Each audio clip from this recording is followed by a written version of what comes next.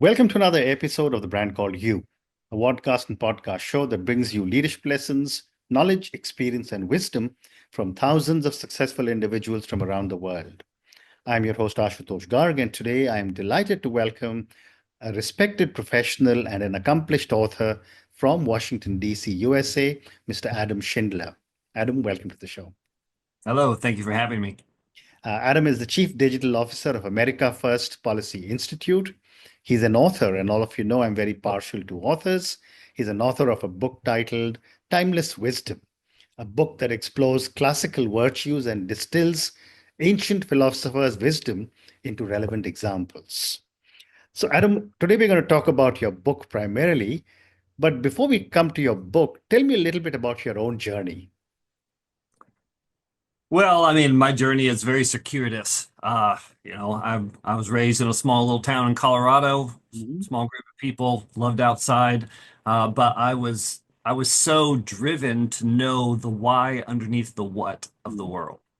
I wanted to know why people thought what they thought, and even as a young man, I read, Soren Kierkegaard was my first philosophical work when I was 12, and Fear and Trembling, and I started to think and worry about all these big world issues, and I was just a kid, and so. Not a lot of people in my small town in Colorado cared about that. And so I discovered books and I discovered thought. Mm. And so that reading, driven to know the why under the what, sort of has driven me throughout my career. Mhm. As you can say that I did university, I did theater, performance. I sang for a long time. Then I got into marketing, and now I'm into the political sphere and Mm. political marketing. And I've worked on some Hollywood films and writing. And so it's just all of the different things that I've done have been driven by the need to know the why under the what, and to discover that. Wow. Thank you. So let's now talk about your book, Timeless Wisdom. And before I ask you a question, I'm going to ask all our viewers and listeners to go and check out Mr. Adam Schindler's book, Timeless Wisdom. And if you have a copy, do show it to us. There it is. Thank you. So, Adam, what was the inspiration to write Timeless Wisdom? And how did you select some of the stories featured in the book? Yeah, I've started three books and never completed them. And Mhm. so part of it was like, oh, I need to actually finish one of these. And what usually happens is I get 200 pages in and I run out of steam. And so I thought, well, how can I write a full-length book that I can complete? Mhm. Honestly, that's where it started. And I thought, well, I love the philosophical virtues of classical philosophy. And if I paired them with the history, then I could write a 350 to 400 word essay on each one of those, and maybe I could write 365 of those. Mhm. And that's sort of the impetus for how the book began. And so I did a lot of Googling. I used a little bit of ChatGPT to search for historical stories. I have read history and world philosophy for a long time, and so I had a few. But I did a lot of searching on the internet, looking for different aspects of different cultures and different stories that were connected to themes. And I read, and then I tried to distill the morals of those stories into a short 350, 300 word essay. Um, Amazing, amazing. And, when I was preparing for my conversation with you, you also referred to a word called twist that you have mentioned in the book's description. Tell me yeah. a little bit about this word twist and how does each day combine a historical story with an ancient philosophical wisdom?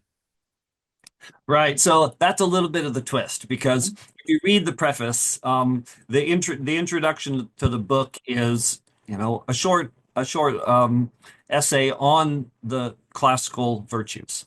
And so I didn't write 365 pages of a repetition of seven different virtues. Right. So the twist is each of those virtues, they've got different ways of being understood in culture. And the American culture understands pride and humility in a different way than other parts of the world. And so part of what I wanted to do, and the twist is providing a different name of a virtue that's embedded inside the larger concept. Mhm. Um, and so you'll read a historical story, a person, a place, or an event, And then you'll see the twist in there is the idea of the virtue. And then thinking personally from your own life, is this something that I could appropriate or utilize or focus on, set my attention towards for the day? Very interesting. And how do you believe classical virtues remain relevant in today's rapidly evolving technological and social landscape? Technological and social. Well, I'll do a little technological Mm, first. So much of the technology is driving us to think, and in our process of reinventing and creating the new, we are forgetting that everything that we're standing on is something that was handed to us. And I believe that the philosophical traditions that grounded a way of thinking that even gave rise to the ability to come up with these technological revolutions, that doesn't get outmoded because we've got, X or we've got AI. Those things only become even more important. mm, And so part of that is just recognizing, look, there is a through line in culture. And mm, whether or not we understand it or not, there are big ideas that are human that transcend religious ideals and cultural ideals. All the great religions and cultures understand some of those big ones, like the classical philosophical virtue of righteousness or justice, mm, dikaiosune, is one of them. And, in the New Testament, Jesus of Nazareth talks a lot about righteousness. And mm, that's a word that gets used a lot by Plato and Aristotle. Today, we have social justice. And the whole idea of justice is that there would be equality. But that wasn't the classical virtue understanding of justice. So, in our modern culture, I think it gives us both a grounding and also a way to understand where we go wrong in culture when mm. we start to claim that social justice or kinds of justice are just about equality, and changing definitions. And there's a variety of ways that comes to pass. But Great response. Great response. And what challenges have you faced when you start to distill ancient philosophers' wisdom into examples from various fields like art, science, and popular culture? well, my attempt here on this book was more of a survey Mm, of the philosophical idea. mm, I've spent a lot of my time going deep, and the reason I didn't finish my books is I got so deep into something. I'm like, well, this is interesting to me, but probably no one else. So I wanted to do a survey to basically touch on the tips of the philosophical ideal, to introduce people to thinking through their life and thinking through how they process history from a principled philosophical ideal perspective. mm, So I don't go too deep into the philosophical ideals of Marcus Aurelius, or I don't get into the Platonic eternal forms or Aristotle's categorical syllogisms. So the conflict, I think, I haven't experienced a whole lot of conflict mhm, yet in doing that, but connecting the history to an ideal mhm. was the most difficult part of that. I can imagine. I can imagine. And what role do you believe storytelling plays in conveying a philosophical concept effectively? Mm. I love this question. I'm going to see if I can ramble coherently enough to Mhm. give you an answer. Okay. Because I, storytelling, we learn through narrative, Mm, not propositional truth. And correct. one of the things I do in Washington is that I try and take all of this remarkable policy information that my organization puts out, and I try and distill it into a story that the American people can grab onto. Because we can't think, I mean, if I put out, all Chihuahuas are dogs, all dogs are cuddly, therefore all Chihuahuas are Mm. cuddly. It's like, well, that's formally valid Mm, in an argument, but that doesn't mean much to you. correct. A mathematician philosopher, North Whitehead, I think was his name. He says there's an inverse relationship between clarity and importance. Mm, Okay. And the more clear and sharp something is, the less resonant and meaningful it is. And I think that's truth. So, in order to understand and transmit truth for thousands of years of human history, that has been done in story. Hmm. Um, and the oldest living ritual that has been continually practiced in human history is something called the Passover Seder. And the Passover Seder, or the Passover meal, turned into the communion ritual for the Protestant church. Hmm. But for 4,000 years, that's been going on. And that entire ritual Hmm. preserves and tells the story of the sacred tradition of the Jewish and Christian life of an exodus out of Egypt. Hmm. Um, and they don't list a set of propositional truths about we believe in the triune God or the God of Abraham, Isaac, and Jacob. It's not a creed. It's a story that Hmm. carries. Absolutely. And all the great religions have that. And so what I tried to do is to take the philosophical idea, nest it inside of a story in history, and to do that in a much more limited way than the Passover Seder or some of the great religious stories. Amazing. And I'm hoping one of these days, you'll be encouraged to look at not just, Judaism and Christianity, but you'll extend all the knowledge that you have in these two religions to a lot of the Indic religions as well. I But studied I studied Buddhism and Hinduism mm, in university. I had a Madhyamikan Buddhist professor, mm, uh, and it was the Buddhist philosophical ideas. I approach those from a philosophical tradition, never from a absolutely. praxeological one, Yeah, um, as a devotee. But I found a lot of fascinating absolutely. ideas No, I inside of. agree with you. An 8-month program from the Harvard Divinity School on the seven major religions, but that's for another Mm. discussion with you. But coming back to your book, Adam, how does your book address the intersection of different cultures and religions when it comes to the pursuit of virtue? Yeah. So from my comparative religious training, I don't do comparative religion in Mhm. this book. Okay. Uh, the way that it intersects is that it's all put together in an anthology kind of a way because I handle when I want to talk about, a couple of Indian stories from Indian history and tradition. Um, I don't go into trying to do a comparative analysis Yeah. of Christian to Hindu or any of the history there. I just tell that story from that perspective and from that history. And so the idea behind that is, and I mentioned a little bit in the preface, is literally our brains encode new neurons. At the end of our neurons are dendrites, and we encode new ways of receiving information Mm, when we encounter new information.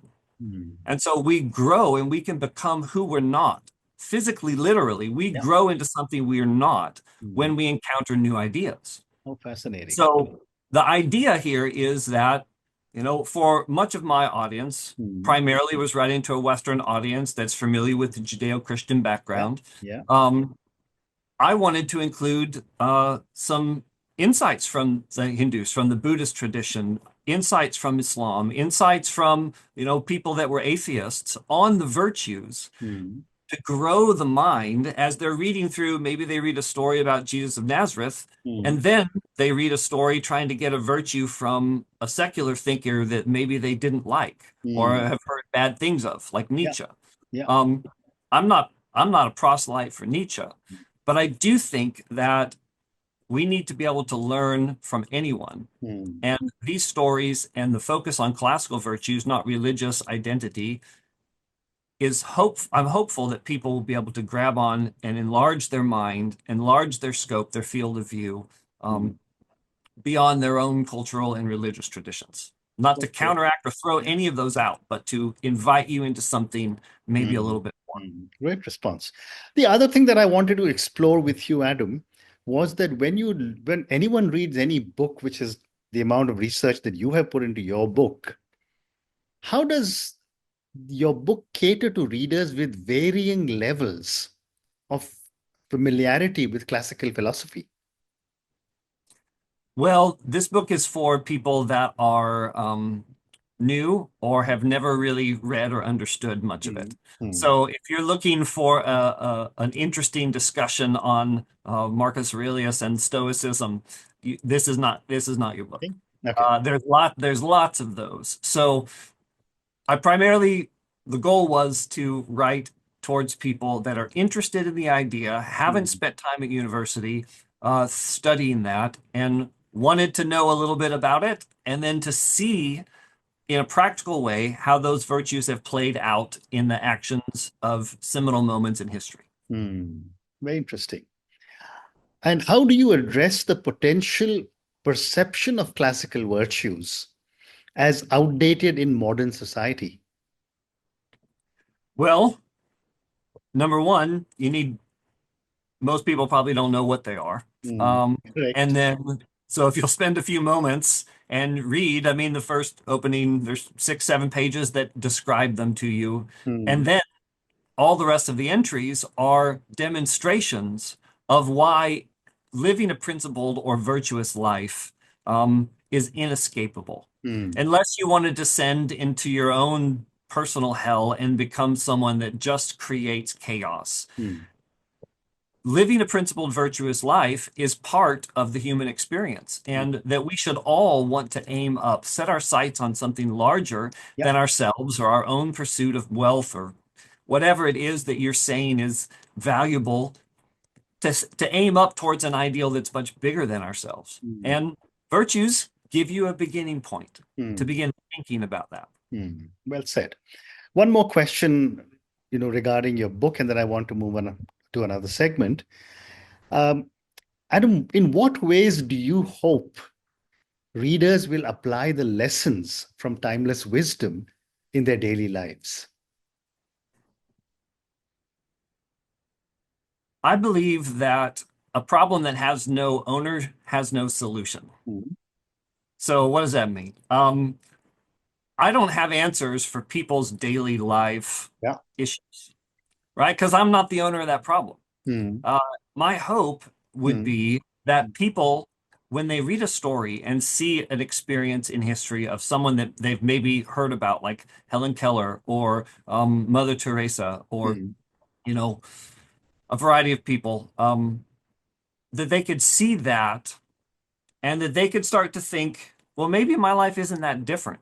And maybe my life has got something, maybe I could learn something from this person's story. mm, So I guess I'm not that interested in people trying to apply my wisdom. mhm, What I'm trying to do is to get people to start thinking about a yeah. historical experience and then to mine that for their own wisdom. This is a Mm, very Platonic idea, yeah. right? That if you ask someone the answer to a question they don't know the answer, then you can ask them a series of Socratic questions and then they have the answer, like the Meno, that great Yeah. story. So my hope is that people would engage with the story and ask themselves the questions and discover the wisdom that I think is embedded inside of them if they get set in the right direction. Amazing.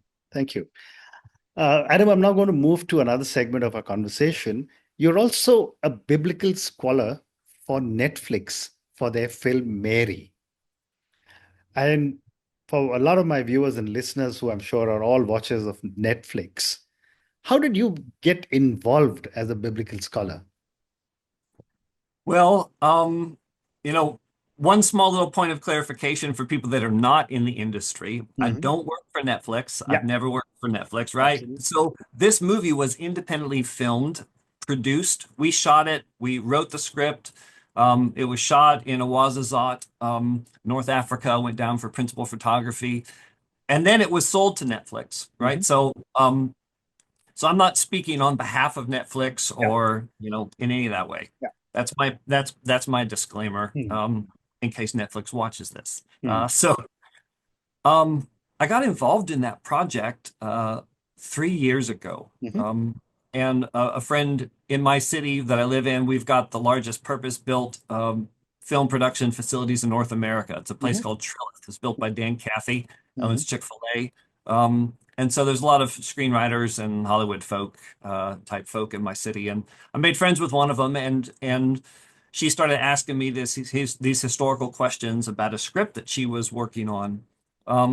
And then one day I was playing golf and I got a phone call and it was the producer of the movie and they had a question and an issue with some attacks against the script. Mhm. And they asked me if I could read it and give my historical perspective on it. Hmm. So I stepped off the tee on 16 and went home and read it and wrote a series of notes. And those series of notes were the thing that got me attached to the film. I began to work with um, How the writer interesting. and the producer on the project. How interesting.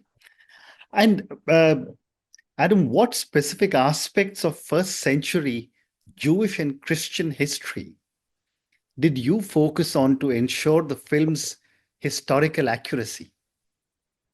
Well, the writer of the film, um, Tim Hayes, is a fabulous author, a fabulous screenwriter, and he did so much work on this. This was primarily him.